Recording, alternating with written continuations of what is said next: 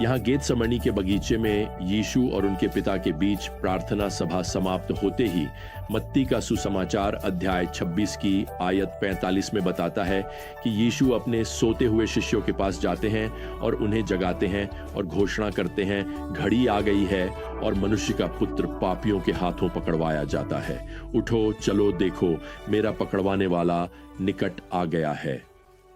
अब इस चौंकाने वाली घोषणा के साथ यूहन्ना का सुसमाचार अध्याय 18 में हमें आगे की घटनाओं का विवरण देता है कि आगे क्या हुआ। बगीचे में प्रवेश करने वाला पहला पात्र यहूदा है। अब हम पहले से ही जानते हैं कि इस समय वह स्वयं शैतान के वश में है। आयत 2 हमें बताती है कि यहूदा उस बगीचे को अच्छी तरह जानता था, क्योंकि यीशु अक्सर अपने शिष्यों के साथ वहां मिला करते थे। अब हम यह भी जानते हैं कि यहूदा ने, जैसा कि कहा जाता है, अपनी आत्मा पहले ही 30 चांदी के सिक्कों के लिए बेच दी है। वैसे भी वह किसी ऐसे व्यक्ति का अनुसरण करने वाला नहीं था जो रोम को उखाड़ फेंकने वाला नहीं है। अगर वहां कोई राज्य नहीं है, अगर यहूदा के निकट भविष्य में कोई मुकुट नहीं है, तो अब यहूदा को यीशु में कोई रुचि नहीं रही। बिल्कुल त्रासदी यह है कि आज यहूदा वही मुकुट स्वर्ग में पहन रहा होता है ना। अगर उसने यीशु में विश्वास किया होता तो वह आने वाले राज्य की प्रतीक्षा कर रहा होता। साफ कहूं तो यहूदा मेरे लिए समझना बहुत कठिन व्यक्ति है। वह कैसे उस बिंदु तक पहुंच सकता है कि परमेश्वर के मेमने से विश्वासघात कर दे। वह यीशु के साथ चला, यीशु से बातें की, यीशु के साथ खाया, उन्हीं पहाड़ियों और उन्हीं उधार लिए घरों में प्रभु के साथ सोया। उसने वर्षों तक उनका अनुसरण किया। वह प्रभु के चमत्कारों पर चकित हुआ था। जब लंगड़े चले, अंधे ने देखा और मरे हुए जी उठे, तब यहूदा वहां था। अब आप उसे केवल 30 चांदी के सिक्कों के लिए कैसे बेच सकते हैं? सच तो यह है प्रियजनों कि अंधकार का रहस्य बड़ी मेहनत से काम कर रहा था। आप देखिए, यीशु के मुख्य शत्रु स्वयं शैतान ने यहूदा की आंखों को सफलतापूर्वक अंधा कर दिया था। एक लेखक ने यहूदा के बारे में लिखा कि उसने यीशु के चमत्कार तो देखे, लेकिन कभी यीशु के उद्देश्य को स्वीकार नहीं किया। अब तीसरी आयत मुझे हमेशा कुछ हद तक हास्यपूर्ण लगी है। यहूदा ने सैनिकों का एक दल और मुख्य याजकों तथा फरीसियों के कुछ अधिकारियों को जुटा लिया और अब वे यहां पहुंच गए हैं। उनके पास अपनी लालटेनें, तलवारें और मशालें हैं, जैसे कि वे ब्रह्मांड के सृष्टिकर्ता को बांध सकते हैं। लेकिन वे पूरी तरह से हथियारों से लैस हैं और स्पष्ट रूप से वे कई संभावित परिस्थितियों के लिए तैयार हैं। पहली बात, वे धोखे के लिए तैयार हैं। निस्संदेह यही कारण है कि योजना थी कि यहूदा यीशु की पहचान एक चुंबन के साथ करेगा। वे उम्मीद कर रहे थे कि कोई और शिष्य आगे आकर कहे, ठीक है, मैं यीशु हूं, मुझे ले जाओ। जैसे ही यह भीड़ बगीचे में प्रवेश करती है, मरकुस के सुसमाचार के अध्याय 14 और आयत 45 में यहूदा यीशु के पास जाता है और कहता है, रब्बी, और फिर वह उसे चूमता है। यहां चुंबन के लिए जो शब्द है वह ग्रीक शब्द गालाओ है। यह एक स्नेह का शब्द है। यह संकेत करता है कि गले लगाना और शायद गाल पर एक से अधिक चुंबन या दोनों गालों पर चुंबन देना। यह उन दिनों में आम था और वास्तव में आज भी कई देशों में जहां मैं यात्रा कर चुका हूं, वे एक दूसरे के दोनों गालों पर चुंबन देते हैं।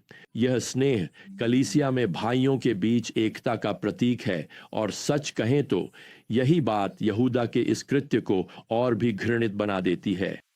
तो प्रियजनों, कल्पना करने की कोशिश करें कि यहां पर अदृश्य आत्मिक नाटक किस तरह घटित हो रहा है। यहूदा, जिसमें शैतान वास कर रहा है, उद्धारकर्ता के गाल पर चुंबन कर रहा है। वास्तव में यहां सांप पुत्र को गले लगा रहा है और उस पुराने अजगर की गर्म सांस अब उद्धारकर्ता के गाल पर है। और एक पल के लिए भी भ्रमित न हो, यीशु यह सब जानते थे, लेकिन इसके बावजूद यीशु की ओर से कोई क्रोधित प्रतिक्रिया नहीं आती। आप जानते हैं, मैं तो कहता, यहूदा, तुम मुझे घिन दिला रहे हो, मुझसे दूर हो जाओ।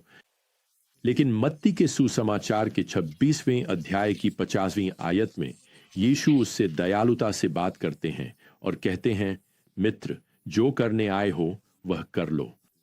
क्या आप इसकी कल्पना कर सकते हैं? मित्र, जो करने आए हो वह कर लो।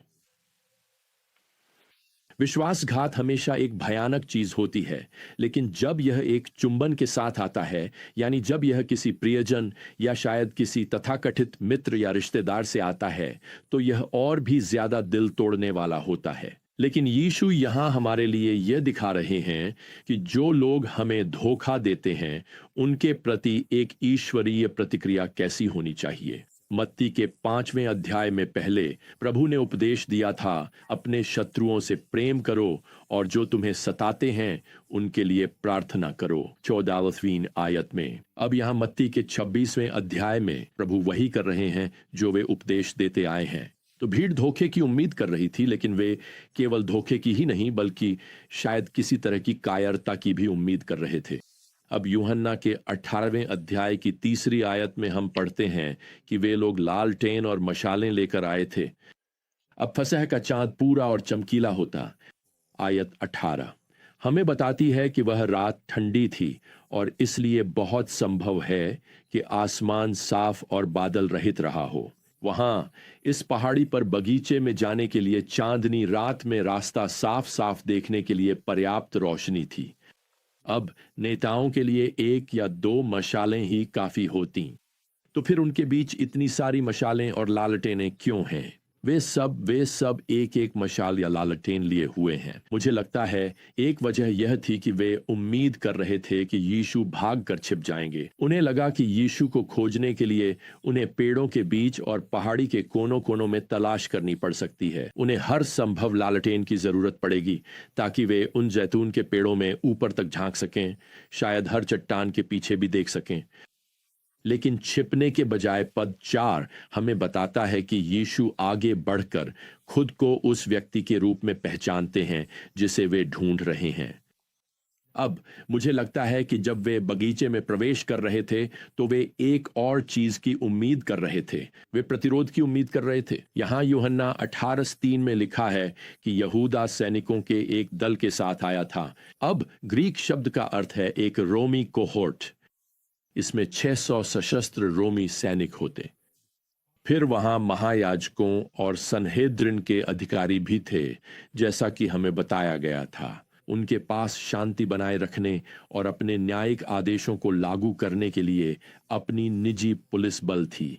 तो आपके पास सचमुच सैकड़ों सैनिक हैं जो एक निहत्थे बढ़ई को गिरफ्तार करने के लिए पूरी तरह से हथियारों से लैस हैं।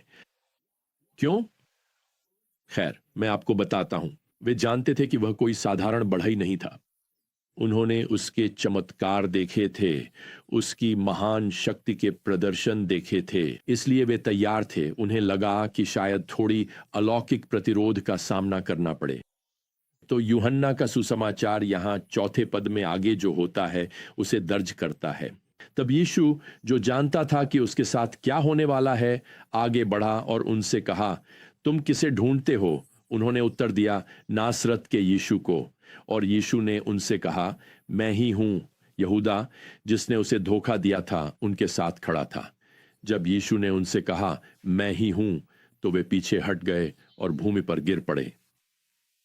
तो आपको यहां समझना होगा प्रियजनों कि प्रभु केवल यह नहीं कह रहे हैं कि मैं यीशु हूं।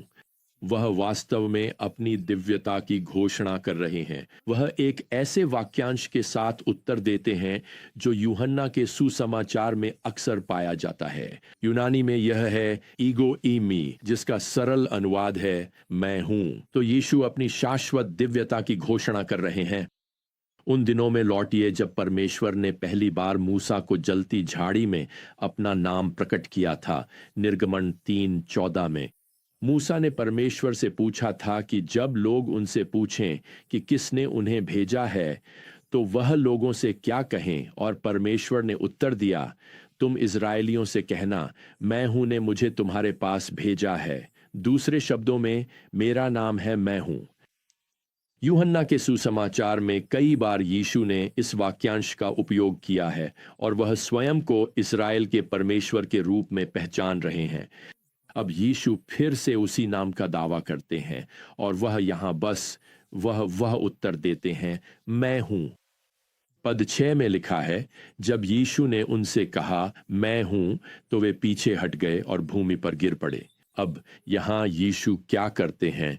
वह अपनी दिव्य शक्ति की बस एक छोटी सी झलक देते हैं और उन्हें गेंदों की तरह गिरा देते हैं। यह ऐसा है जैसे यीशु अपनी दिव्यता का पर्दा एक क्षण के लिए हटा देते हैं और वे सभी वही करते हैं जो हर कोई परमेश्वर की उपस्थिति में करेगा जब वे उसे देखेंगे, उसके सामने गिर पड़ेंगे।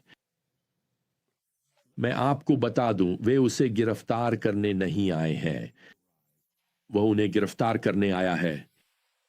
वह उन्हें फिर से खड़े होने देगा और अपने हाथ बंधवाएगा और वह ऐसा व्यवहार करेगा जैसे उनके पास उस पर अधिकार है, लेकिन वह स्वेच्छा से सक्रिय रूप से मार्गदर्शन कर रहा है। मैं आपको बताना चाहता हूं प्रियजनों, एक बहुत ही वास्तविक अर्थ में यीशु की हत्या नहीं की जाएगी, उन्हें बलिदान किया जाएगा।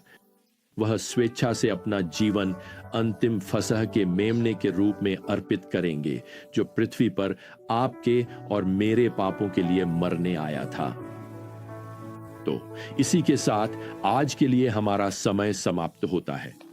जब तक हम फिर से एक साथ सुसमाचारों के माध्यम से यात्रा नहीं करते, तब तक प्रभु यीशु मसीह की अनुग्रह, परमेश्वर का प्रेम और पवित्र आत्मा की संगति आप सभी के साथ बनी रहे।